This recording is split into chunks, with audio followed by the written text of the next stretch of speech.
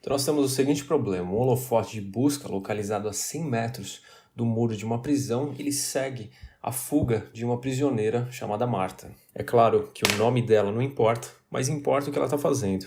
Ela está correndo ao longo desse muro, e aqui nós temos o nosso muro, de forma a tentar escapar da luz do holofote. Então imagine que esse holofote, ele gira, portanto, ele ilumina esse ponto aqui, depois esse ponto aqui e esse ponto aqui, e assim por diante. Portanto, eu vou deixar desenhado aqui 2 feixes de luz. E a Marta, para escapar da luz desse holofote, ela precisa correr mais rápido do que o quanto ele consegue iluminar. Portanto, ela sempre fica um pouco à frente da luz do holofote. Então, nós temos aqui a nossa prisioneira Marta, representada pela letra M. Alguns dados do exercício. O primeiro deles é que a distância entre o holofote e o muro é igual a 100 metros. Nós chamaremos essa distância de distância D. E o espaço percorrido pela Marta, aqui nesse segundo cateto desse triângulo retângulo, será denominado x. Nós vamos analisar um instante específico em que o θ ele é igual a 60 graus, ou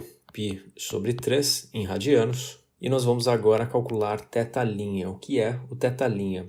É a taxa de variação do ângulo com relação ao tempo. Nós sabemos que a luz desse holofote completa uma rotação a cada 8 minutos, ou seja, ele percorre 2π radianos a cada 8 minutos, o que equivale à rotação de π sobre 4 radianos por minuto. E esse aqui é o θ', dado que é a taxa de variação de θ. E também nós vemos na descrição do exercício que o que nós queremos é a velocidade dessa prisioneira, ou seja, o quanto essa distância aumenta com relação ao tempo. Portanto, nós queremos x'. Qual é a maneira que nós vamos utilizar para relacionar todas essas variáveis? Nós vamos utilizar a tangente de θ, dado que a tangente desse ângulo é igual a x sobre d, ou seja, cateto oposto sobre cateto adjacente. Tangente de θ, então, é igual a x sobre d, que é a mesma coisa que 1 sobre d vezes x. Por que é conveniente reescrever essa tangente dessa forma?